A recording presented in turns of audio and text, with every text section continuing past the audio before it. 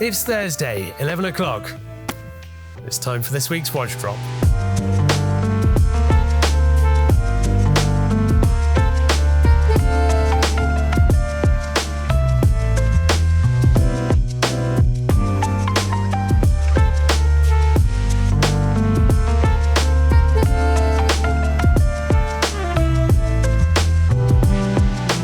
This week, we've got another eclectic mix of watches hitting the site. There's a little bit of something for everyone. There's some precious metal dress watches, there's some steel sports watches, and for me, there's one real standout watch, an absolute grail for me. It's a Patek Philippe 5970P. Let's jump into why I think it's so special. The 5970 from Patek Philippe is one of those really special watches for a number of reasons. It's the last Patek Philippe Perpetual Calendar Chronograph to use an ebosh movement. So this has got a Lemania base to it, but it's heavily customized by Patek Philippe. It's also the last of the sort of moderately sized watches. After this watch, they went to a much bigger case format in the 5270. And I think the 5970 was really the sweet spot. It's 40 millimeters in a case diameter, but because of the shape, the curvature of the watch, it actually wears a lot smaller. It helps that the platinum dial is black, so it feels smaller. It feels dense because it's platinum, and it just feels, frankly, for me and someone that likes small watches, it feels the right size. I wouldn't ordinarily go for a 40 millimeters, but this feels much more like a 37, 38 almost. But enough about the size. Why do I think it's so special? Well, the dial is to die for. I've always liked black dial dress watches, and particularly like with the Lange 1815 chronograph, where you've got such a lot of sort of technical information on the dial. I think the contrast of the white print on the black background just works so well. The movement is exceptional. There's no other word for it. And it's a rare beast as well. This was made for 1 or 2 model years only. And it was an application piece, so you really had to be a really good customer in order to qualify for it. What I think is really interesting about this specific example is it comes from the original owner. This is someone that's owned it for nearly 20 years, and it was his watch for black tie events, very special occasions only. So it's absolutely in top unpolished condition. It's just so good. It's so good. We get lots of special watches at Subdial, but this one really stands out from so many of the watches we've had throughout the year. It's probably my favorite watch that we've dropped in 2025, and that really says something. Last thing I want to say is that this weekend just gone, I've been in Geneva for the auction season, and it's really comforting to know that collectors are still gravitating towards vintage Patek Philippe. And I'd class this as one of those special, it's neo-vintage, but it's still not modern Patek. And I think the aesthetic of these things, the rarity of them, is something that is unmatched by anything in the modern catalogue. And I really do think that at auction, collectors are gravitating towards these pieces. They're seeing how special they are and how rarely they come up in auction. And I think now is just a great time to buy this watch. Someone very lucky out there is going to be able to pick this up, and I'm very envious. So let's rapid fire through the rest of these. So another standout for me, in a different watch completely, is the Rolex 1019 Milgauss. Now, I'm a big fan of the simplicity of the 1016, the Explorer, and this is a very similar format, but with a vertically brushed silver dial with that red hand, and it has a much more hefty feel to it because of the anti-magnetic case that it uses. It's a really special watch in top condition, and I think that'll fly because it's so good.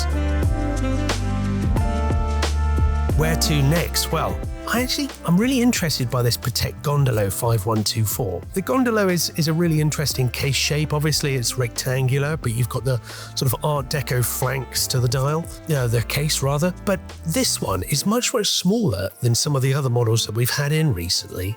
And it has this sort of this pleasing curvature to the case as well, a bit like a Cartier Centre, but it's a squeaky one because it's got a brand new strap on it. But I really like it. It wears so well. It really does. I don't know if I'd call these Breguet indices, but it's something adjacent to that. But there's a real simplicity to the dial, and I think it's a bit of a strap monster, actually. You can put that on anything. The beauty of a Gondolo is that you get all of that sort of neo-vintage charm from Patek Philippe, but in a rectangular case. And if you think about Patek Philippe, ordinarily you're not thinking of rectangular watches. So yeah, this is something quite special, and I do think the case size is really, really nice. Understated, but still really, really, really nice. Another winner, I would say, from the auctions in Geneva this weekend was Breguet. They sold some incredible pieces at fantastic prices. I'm getting really excited by the fact that Breguet, with its new CEO, is starting to get the recognition that I think it deserves. We've got a couple of Breguets on the table this week. This one is probably my favorite. This is a 3337.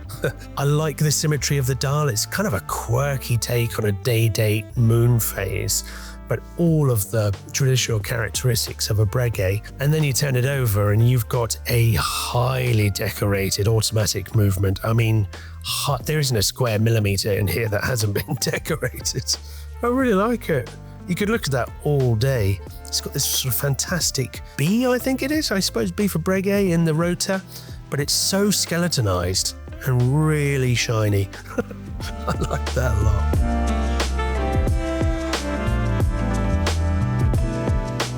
The other Breguet on the table is a Power Reserve 3130, I think. Yellow gold again, but with a closed case back. It's one of those sort of asymmetric, kind of odd-looking watches that for some reason comes together really nicely on wrist. Another one with all of the traditional Breguet characteristics with a coin edge case, Breguet hands, of course, guilloche dial and blued hands. It just works. It just works. When I look at this watch, I'm reminded of the strength of the design DNA that comes with almost every Breguet. And I'm looking at the new pieces released in the last couple of weeks by them, and you see that design DNA being used time and time again. And it makes me excited for the future of Breguet. I really think they are starting to look back at what they're good at and build on it. That is going to help strengthen the brand, and it means that picking up these watches on the pre-owned market is just a great time to do so. Well made, proper watchmaking chops, and not something you're going to see on everyone else's wrist at the next watch meet. Very quickly, I'm just going to point out a couple of limited edition Speedmasters that were not ready from the drop last week. If you didn't see that video, do click the link wherever it is to go and watch it, because we had so many last week. Here on the table, we've got a Tintin. I really like that. We've got a Raid, which is quite an interesting one. I think something to do with French Navy or something like that, but really interesting colorway. And we've got a Tokyo Olympics, and I mentioned in that video that that's one of the watches that I have owned in the past. Not this exact example. I really like the pop of red that comes with that watch. They're all very, very cool watches. Do go and check out that video.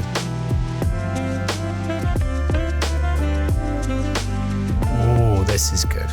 This is a Daytona 16519. It's a 5-digit, so it's got a Zenith El Primero movement, highly adapted, of course, inside. But this has got a Pave dial. Oh, golly, look at that. I mean, the sapphires match my jacket quite nicely. I'd totally wear that watch, I really would. I think it's the combination of these different characteristics that come together to make this so special. It's white gold, it's not a steel Daytona. It's got diamonds, which is, actually the diamonds are all over the dial, so it's not just one with diamond dots, it's full pave. You've got the secondary gem set, which is the sapphires, which is blue, helps it wear quite nicely. If it was all monochromatic, then it would be slightly less versatile, I think. It's a Zenith movement, which are increasingly sought after. It's got that perfect symmetry on the dial. And it's a Daytona. Who doesn't want a Daytona in their collection? That's a really special watch. One, but I'm going to get this little device out and show you. This is a Rolex GMT-6542 from 1954. Now you'll hear some clicking around here, but when I move it towards this guy, it takes off. Now why is that? Well, this is a very early GMT with a Bakelite bezel, and the bezel itself has radium lume in it. The dial has radium lume in it, and that is still going. If you were to get a UV torch on that, it would still light up the room. They're really, really powerful watches. And the Bakelite itself was a material that was only used for a couple of years because of the failure rate. These things are very fragile. And so to see one with a Bakelite bezel that hasn't been replaced by a service bezel is really quite a rare thing. It's got all of that vintage charm. It's got none of the crown guards that I think upset the case balance. You've just got a big crown and you've got that beautiful deep red and blue on the outside of the bezel. It's a very, very cool vintage watch and a very collectible Rolex.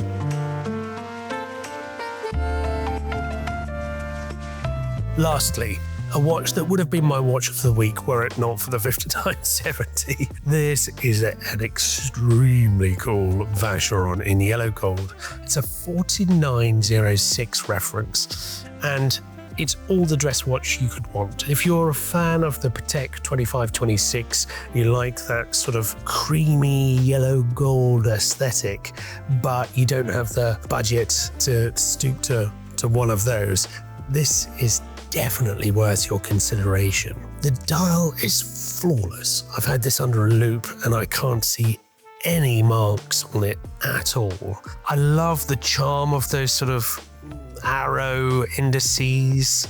It's just a great watch. I don't know what else to say. The size is great. Automatic movements. You've actually got a beautiful and highly decorated movement inside which you can see were it not for the screw down case, it's actually a waterproof watch as well. It's got some heft to it.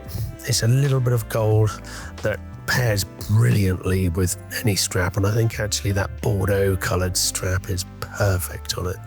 For me, what more do you want? I mean, goodness me, that's a great watch. Packs an awful lot of punch for the price and for the size. It's just so wearable.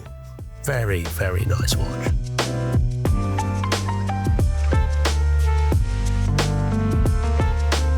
So that's this week's drop. Crazy, crazy drop. Again, a little bit of something for everyone. From Patek Philippe to Omega to Ulysse Nardin, Vacheron, and everything in between. I implore you to hit the website and check this out because there's so much here that I couldn't touch on. I really enjoyed all the comments last week on the video, so please don't be shy. Get those comments in. I'll be looking forward to replying to them, and I'll see you this time next week.